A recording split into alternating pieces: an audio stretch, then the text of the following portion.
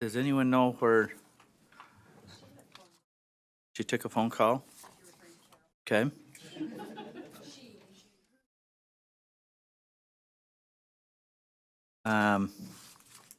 Should we go standard assessment?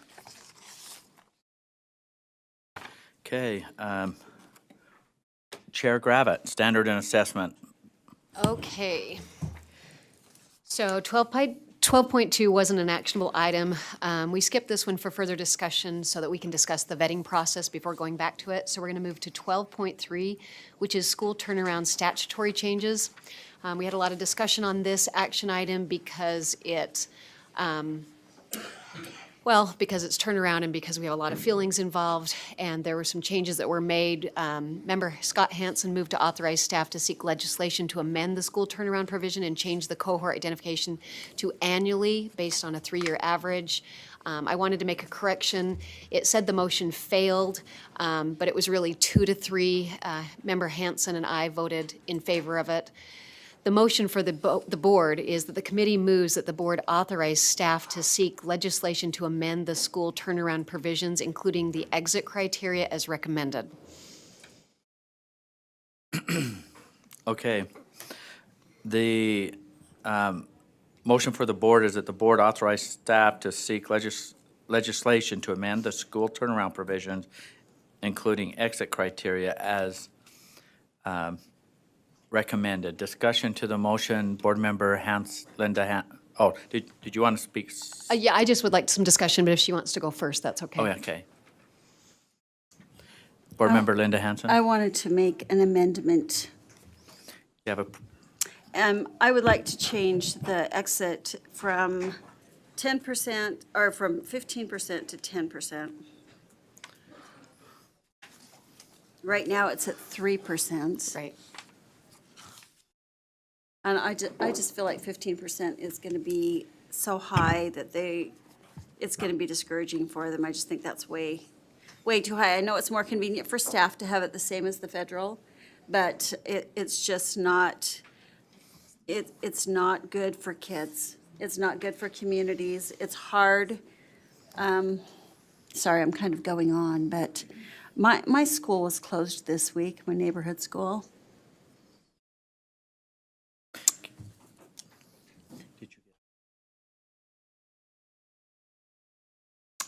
And it has been devastating to my community. Not having gone through it before, but seen it done a long time, a lot of times I had no idea how devastating it would be to a community to have it done.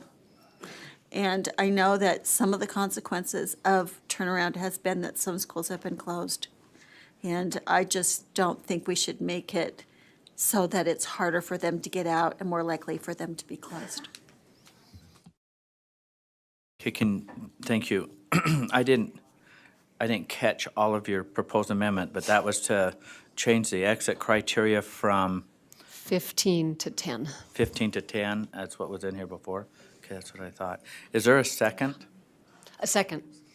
Board member Gravitt seconded it. Discussion to the proposed amendment. Did you want to speak to it, Brittany? Okay. Vice Chair Brittany Cummins.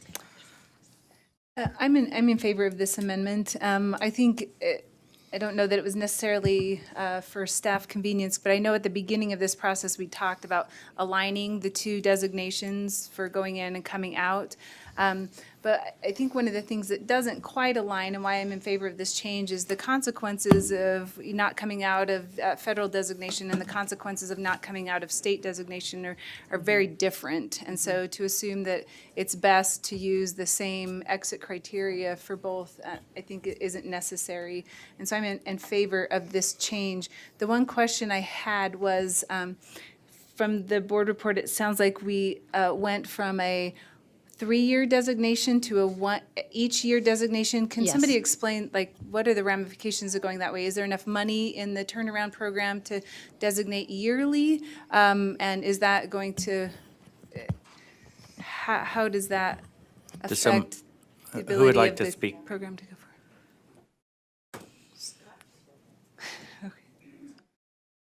Oh, let's.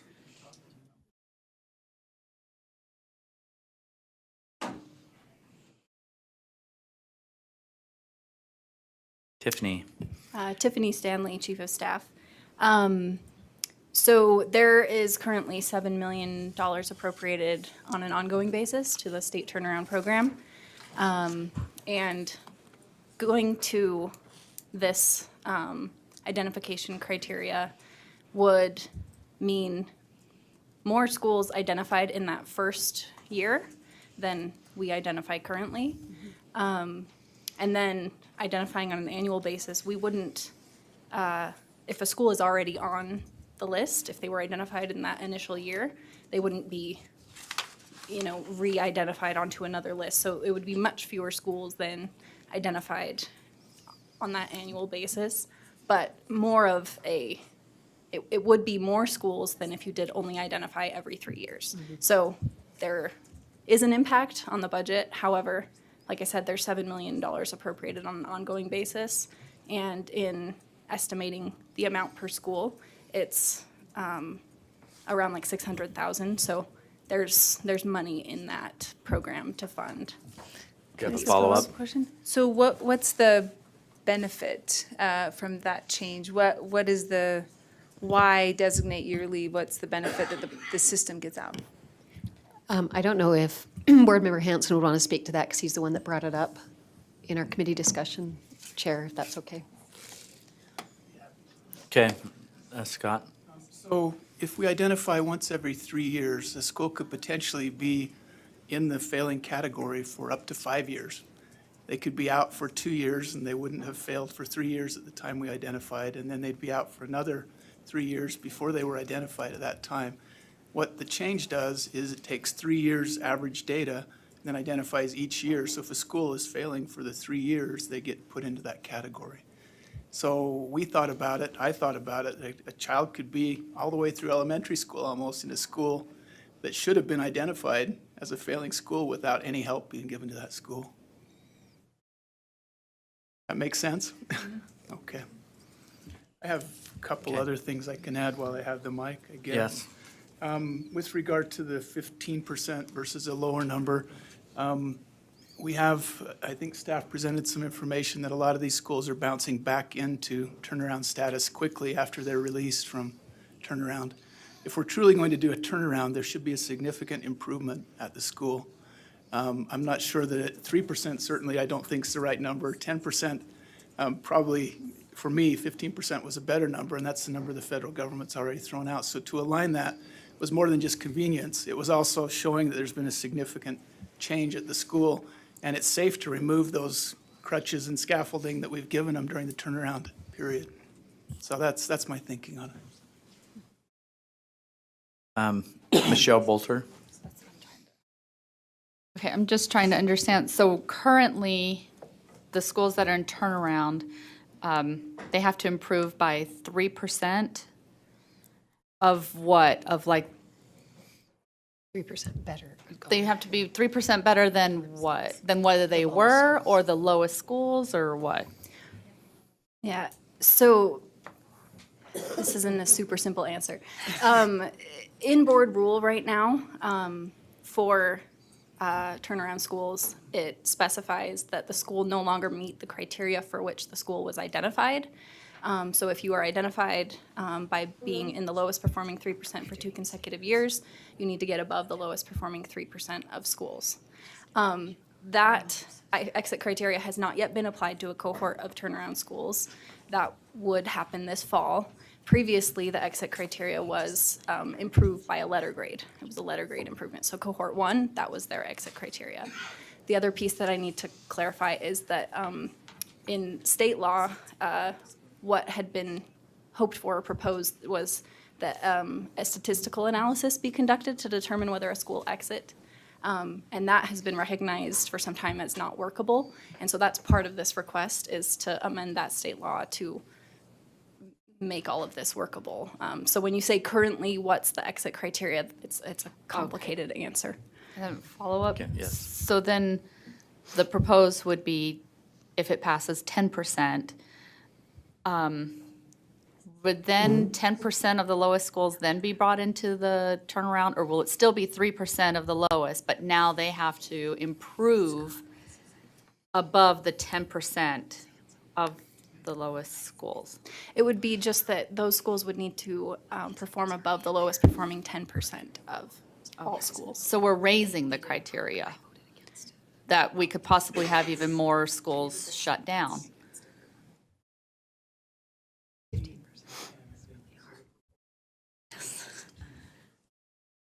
I'd rather keep it at 3%, but 10% is better than 15. I just see I see schools going through hard times, especially the ones that are in turnaround status, and it is a really demoralizing thing. So this is a hard. Okay, I just don't like the turnaround program. I'm just going to put it out there. Okay. Vice Chair Brittany Cummins? I have a question for Tiffany, if that's okay. Yes. So can you clarify for me, because I know the federal designation is the bottom 5% of Title I schools. Is that the same for turnaround designation? So it's the bottom 5% of all schools? And is the same for the exit criteria then? So it would be the lowest performing 15% of all schools? Yes. Okay, so now my mind is like completely changed as to even 10%, because that changes the dynamic drastically. Okay. Can I make a motion? Well, I haven't taken it away from you yet. I haven't turned your mic off. You want to amend? I We have a move- motion out right now. I move that we send this back to committee for as consideration of what the impact is on the difference between the comparative place when you're doing the percent of Title I schools and all schools, and what that trajectory might look like for a school trying to get out of federal designation, and what it would look like trying to get out of state designation based on the comparison of those averages. Yeah. Okay, we have a motion and a second to send back to committee with those conditions for those comparables. Discussion to the motion to send back to committee. There's some people who are in the queue. Cindy, are you in the queue for that? Okay, just a second. Okay. I'm not seeing any discussion on this. The motion is to send this back to committee. Yes. Tiffany? So in order to address challenges that cohort 2 specifically will face this fall when exit determinations need to be made, legislation does need to be run this year to at least address exit criteria for those schools to clarify. Like I said, there's actually there's a conflict between state law and rule. So timeline-wise, this would be January committee and February full board, which could still, if a bill is open, could still leave enough time to get that bill through. Just wanted to provide clarity on that timeline issue, as long as we have authorization to open a bill file and work with, okay, we did, okay, good. It's already there. Vice Chair Brittany Cummins? No, that was just my question. If there's authorization for staff, because the motion says authorization for staff to seek the legislation. So can we leave that portion forward and then just say that the recommendations for that designation would be going back to committee for further conversation? Without objection, who's, Yeah.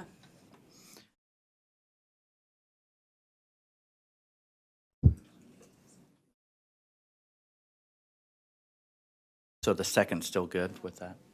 Who seconded? I can't remember. Cindy Davis. Cindy, are you still good with the second?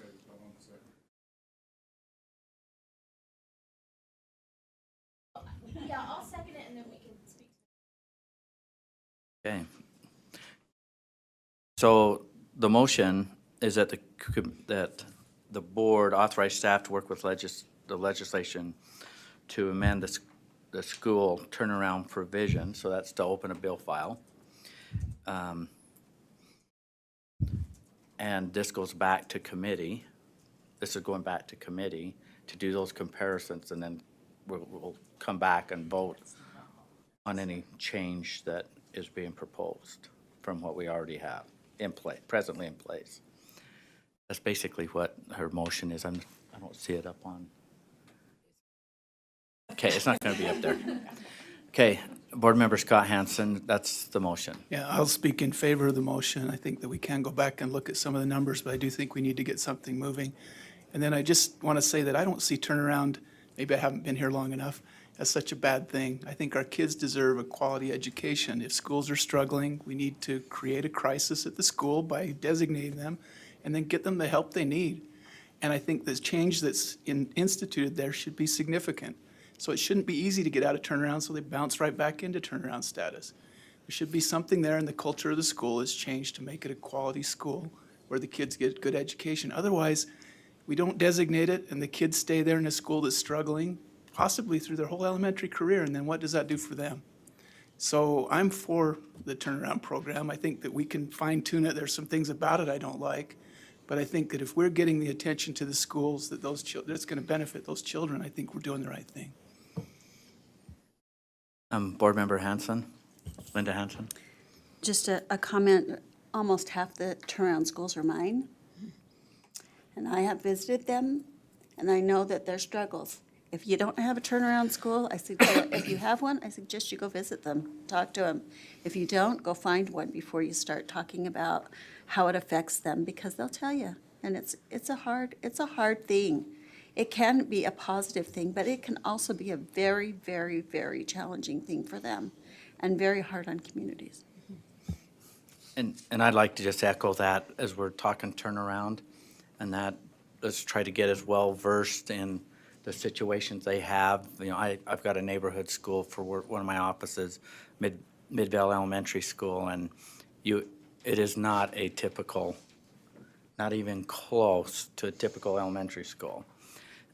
And I am glad they're in turnaround to get the extra help and some other things, but to see them exit it and not go back into that, because of the situation and where they're located and a few things, that's a tough school, and we have tough schools. So before as we come back and we're going to make a informed decision out of committee and act on this and ask our legislature, let's do as much homework as we can to understand exactly what we're trying to accomplish here.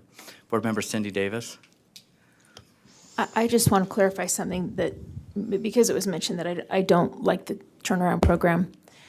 What I wished we could have seen from the beginning is a pilot program with turnaround monies, with half of the turnaround schools contracting with private companies, and the other half of the turnaround schools being given the same amount of funds and resources to create extra interventions and turn themselves around, because they know their communities the best, and they could put those resources into students where they need to be. And I feel like it felt like a vendor bill from the beginning, and I just want to clarify my frustration with that piece. But we do have an opportunity to do some things different this next round if we choose to act. So, and that's going back to committee if we vote and say yes. So, so that's the motion that's still on the table. Did you want to speak to it? I just wanted to add kind of a combination of what was just said, because in a perfect world, I love the idea of turnaround being, we're giving schools extra resources. I think that's what we're talking about. What I don't like is that somebody gets to make money off of it. And what I also don't like is that it's really a burden on a school. It's a burden on a community. And I've known teachers who have worked in turnarounds and they leave because they're working on Saturdays and they're discouraged. And so I think whatever we do, we need to make sure we keep this a very encouraging process and we don't discourage them, because you know what else is bad for kids is teachers who leave, schools who aren't in the community, because schools are good for communities. So anyway, I'm glad it's going back to committee and we can take a look at some of these things. Board Member Lear? Not to belabor this, but the committee could discuss all of these possibilities, is that right?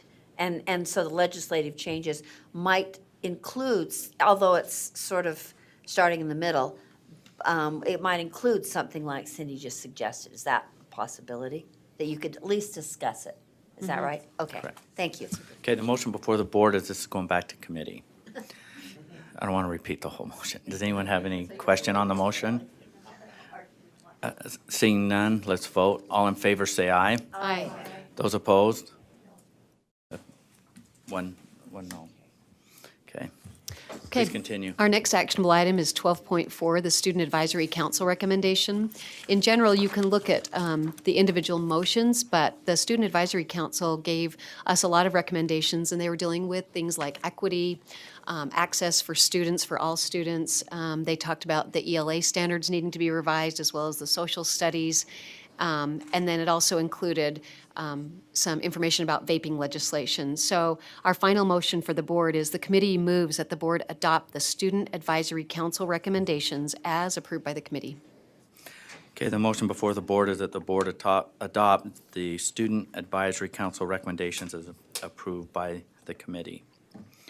I'm not seeing any discussion.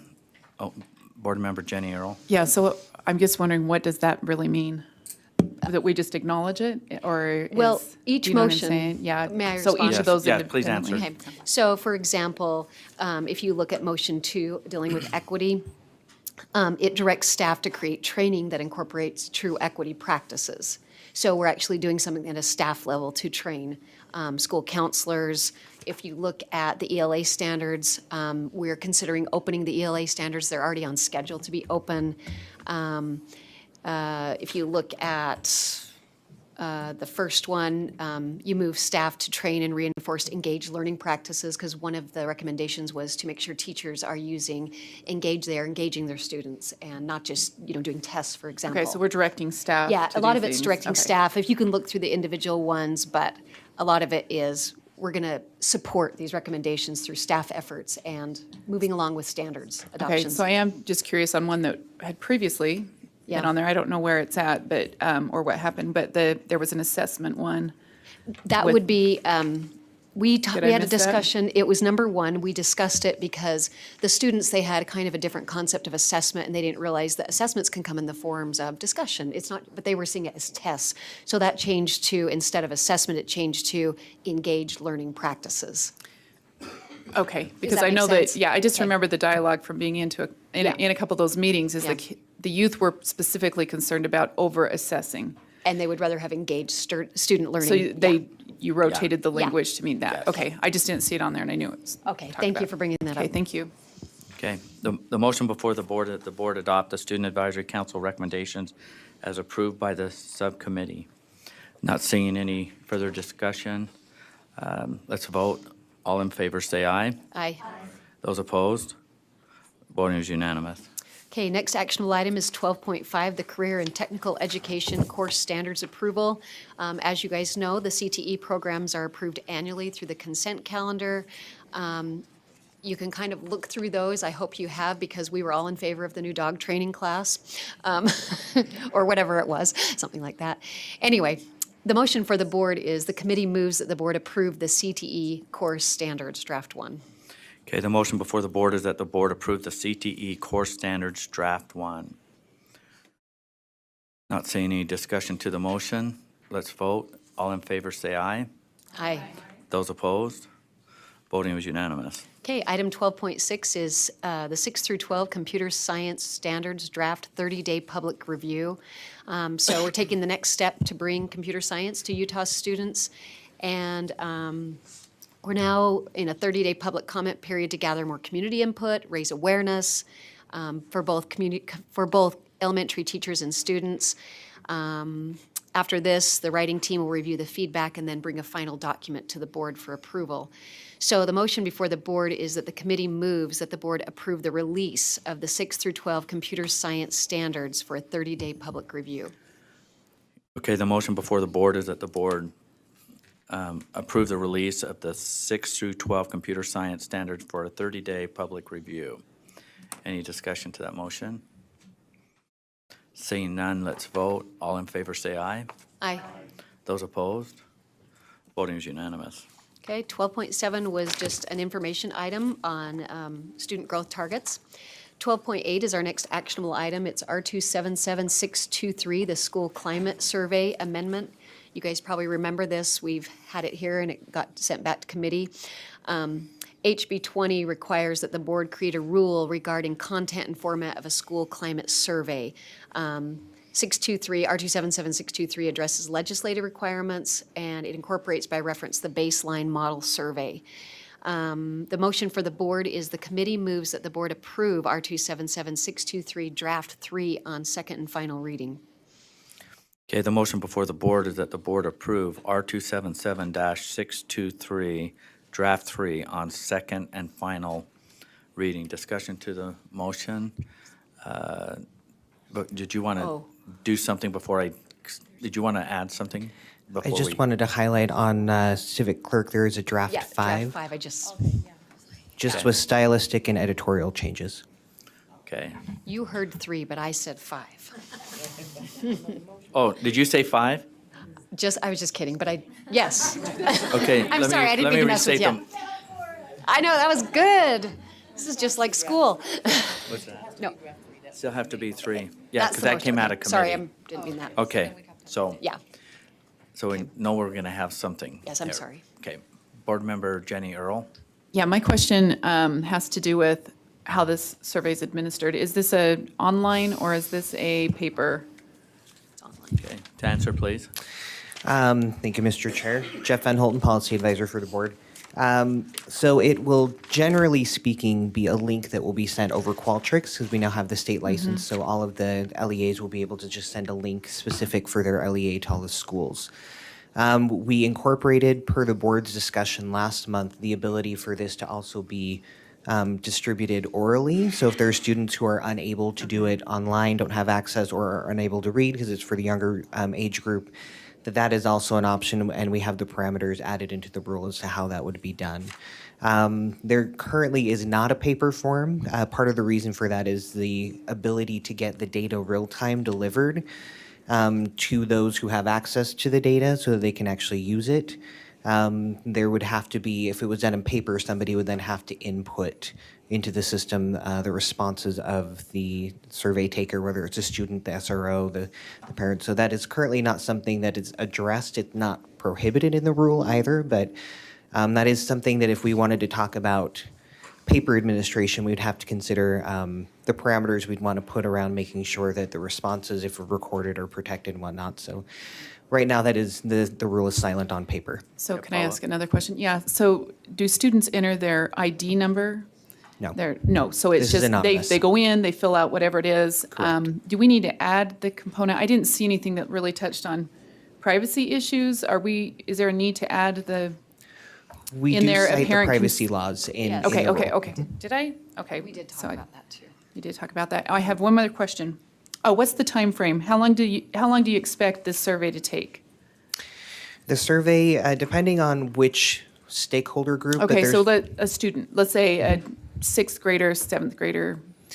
It would probably take anywhere from like 5 to 8 minutes. There's about Okay. 10 to 12 questions per Okay. stakeholder group. What about high school? Is About it the same. Mm-hmm. same time frame? Okay, all right, thank you. Board Member Belknap? Yes, I have a question because somebody from Canyons brought this up to me. And even on our report here, it says, it states that by reference, the baseline model survey will be required of all LEAs. Is it required of all LEAs to take the one the state creates? Or is it required of them because Canyons already created their own? And then all of a sudden they got this one and they're thinking, oh, that was a conundrum for them. So as the rule is written, it would be required that they have the state questions incorporated into any survey they have. So what they could do is, with the text solution of Qualtrics, they would be able to take our baseline questions, add any of their own LEA-specific questions to it as well, but they would be required to make sure that all of the ones we have from the state are in. The reason for that is to make sure that we're getting consistent data, so that when we do a statewide look, we know that we're comparing apples to apples when it comes to responses. Board Member Lear? I gave Jeff some editorial concerns I had, and he incorporated some of them, but I still have a question about, beginning on line 50. And this is I guess in the off chance that there'd be a survey administered to a student instead of the student takes it online, is that right? The LA provides methods to protect confidentiality of the student's responses. Chair, if I may. Yeah. Yes, please answer. Yes, so we added that in to make sure that the confidentiality of the students' responses was protected because we didn't want a student to have the survey orally administered and that we not make sure that we're at least encouraging or trying to put a nod toward the idea that you need to protect these students' responses. 'Cause you'll have a facilitator Sure. taking those and entering And I those. get the protecting the student's confidentiality and the student's responses. I'm trying to make sense of like line 52. The student can request a different survey administrator, and the LAA provides methods to protect the confidentiality and identity of the survey administrator. That seems like so overbaking. Help me with that. So one of the concerns is if you have a survey administrator being assigned to a student, the student may not be comfortable with that particular person, and that could sway the responses that they have. This is a school climate survey regarding the environment of the school the student is in. So we wanted to make sure the student would have the ability to request a different administrator if they were concerned about being able to be honest about their responses with the administrator that they had been assigned. Okay, yeah, that's, I thank you, that's enough, I'm sorry to cut you off, but I mean, I don't know that I think it's overkill for the nature of this, that's just my opinion. And then C, why would we care about protecting the administrator's identity? That seems way overkill. Chair, if I may? Do you Yes. wanna, So the reason that was put in, it was that, I'm now blanking on who requested it in the board discussion last month, but the reason that was put in is there was fear that there could be undue influence placed on the person who has administered the survey to the student orally, that others might want to say, well, what did Johnny tell you about X, Y, or Z? And so this idea of they need to protect the confidentiality of that person so that they're not having to deal with people coming after them to try and influence or understand what the student's responses were. okay, I feel like this is just, and I know there won't be, there'll be a very small percent, it feels like, of students who are actually getting these physically, literally from an administrator, but I just feel like this is, in fact, I worry that it will have the reverse effect. It'll be such a nightmare and I'm exaggerating, there'll be such a production to have an administrator chosen by a 12-year-old or a 6-year-old that they'll just kind of not get done. That's what I worry about. I feel like it's just overbaking, but just my opinion. I don't have a motion or anything. Jennifer, do you have we have draft 3 out of committee. Do you want to make a motion on accept draft draft 5 as Yeah. revised? I move that the board approve R277623 draft 5 as amended on third, or I guess second and final reading, third and final reading, It would it'd Second. still be second. second and a half. whatever. Well, or you just say draft On 5 reading. Okay, on let's just final accept draft reading. 5 on final reading, shall we? Okay. Do we have a second? Couple of seconds. Is there any further discussion? So the motion before the board is that the board approve R277-623, draft 5 on final reading. Not seeing any discussion, further discussion on this. Let's vote. All in favor, say aye. Aye. Those opposed? Voting is unanimous. Okay, 12.9, we're going to be talking about tomorrow, so that takes us to 12.10, R277711, unsafe school choice option. This might sound a little weird, because it did to me about an unsafe school option, but really, it's talking about, in order to get federal funds, we have to define a definition, we have to have a definition for persistently dangerous school, and you'll be happy to know that we have no Utah schools that fall under that category. The rule just creates a definition for persistently dangerous school, and the process in LEA must follow if it has that definition. So with that said, the committee moves that the board approve R277711, draft 1 on second and final reading. Okay, the motion before the board is that the board approve R277-711, draft 1 on second and final reading. Discussion to the motion. Board Member Lear. And I had a substitute motion that the board accept draft 2, which I think is posted, right, Jeff? I'm having a hard, my computer's not liking, I think my fingers are cold and it's not liking. I'm trying to find draft 2 on R2777, that 711, the one you're talking about. So is there a second to that? First, you're going to a draft 2. Second. And to speak to the motion, Board Member Lear?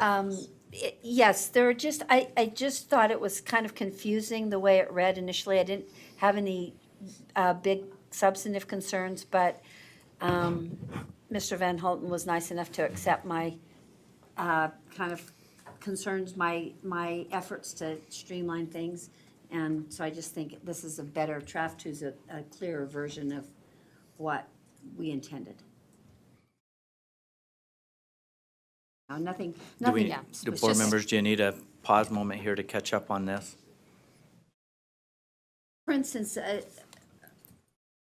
on line 22, it said a federal gun-free school violation, but it didn't tell you where you would find the definition of a federal violation. And so that was, in fact, Jeff wrote that in just on my version. So it would say 20 USC 7961, and a few things like that that would be clearer if someone was trying to understand what an unsafe school was.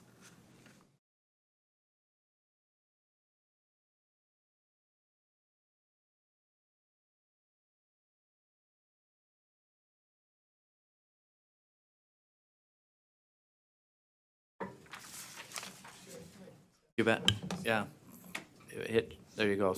Board Member Scott Hansen. So the definition of unsafe school, that's not defined anywhere in code or federal law, is that right? Correct. So that's our definition?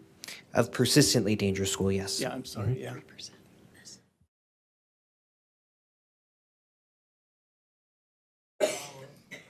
What's that? You can still, Okay, thank you. Is there any federal money or anything that we're foregoing by not having any persistently dangerous schools in Utah? Chair, if I may? yes, please. That is kind of a loaded question, but essentially all of our federal funding is connected to the statute that requires we have a definition for persistently dangerous school. Just for a very quick 30-second context as to where this came from. This was originally in Congress a while back. There was a movement to create school option legislation. The political climate did not allow for the full expanse of that legislation, so it was whittled down to if you have a persistently dangerous school as defined by the state, then you may have these open school choice options. To date, there is no school in the nation that has ever satisfied its state's definition. So this is one of those, we're required to do it to get our money, and therefore we do it. It's a compliance, basically a compliance rule. Would that be safe to say? That is correct. Okay, the motion before the board, substitute motion before the board is to approve R277-711 draft 2 on final reading. Any further discussion? And board members, if you, I know this is in the interest of time and we need to get this on the compliance side, but if there is something you find later, bring it to us. And we'll definitely, it's not affecting our schools, but it is putting us in compliance. So I'm not saying any further discussion, so I'm going to call this for a vote. The motion before the board is to approve R277-711 draft 2 on final reading. All those in favor say aye. Aye. Those opposed? No. With the ayes, raise your hand. Board Member Janet Cannon, Board Member Mark Marsh, Board Member Scott Hansen, Board Member Cindy Davis, Board Member Linda Hansen, Board Member Earl, Board Member Belknap, Board Member Haynes, Board Member Lear, Board Member Gravitt, Board Member Bolter, Vice Chair Brittany Cummins, Mark Huntsman. So the note I think Board Member Bolter and Board Member Earl, were you the no? Just Bolter. Oh, so did I count Earl? Were you in? Okay, I didn't see the hand. Okay, we've got that. All right, motion passes. Please continue. Okay. Next item is 12.11, the Utah Special Education Advisory Panel, the USEEP recommendations. In this discussion, well, USEEP met in May of 2009 and discussed a lot of issues. They examined the data, and they talked about several things, and here were the recommendations: to have adequate support staff, paraeducators, and related service providers. So the motion before the board was that the committee moves that the board accept the recommendations in the USEEP memo: adequate support staff, paraeducators, and related service providers. Okay, the motion before the board is that the board accept the recommendations in the USEP memo: adequate support staff, paraeducators, and related service providers. Discussion to that motion, Board Member Linda Hansen. I agree that this is a problem. I'm just wondering how we are planning to resolve it. I think it's pretty evident that it's a problem everywhere. But I don't know that I see anywhere, they're just pointing out to us that it's a problem, right? It's not saying, I mean, I would think that we would need some kind of an appropriation or legislation or something. Well, like number two. Or something to go out to LEAs or something. Because there's nothing. we And it can- might be, the way I understand this is if we accept these recommendations, we're accepting them, but then if we choose to act on them, it's a whole different, and how we act and what we do after we have these in hand might be a different story, a different choices that board members can start or committees to act, but it's the way I read this, we're in receipt of, and we want the board to be in receipt of. Right. Well, I know, but it's not given action. So it's bringing that to our attention. There's not Yeah, anything it's- actionable. Can we bring action? I don't know what action we'd bring, but I guess it would have to be, I think it would have to be some kind of an appropriation or something that we'd have to ask to bring forward to get more paraprofessionals. I think that we had that at one time. Senator Maine worked on that. But anyway, just a suggestion for when you guys talk about it again, because it is a problem. It's a huge problem. They can't get enough.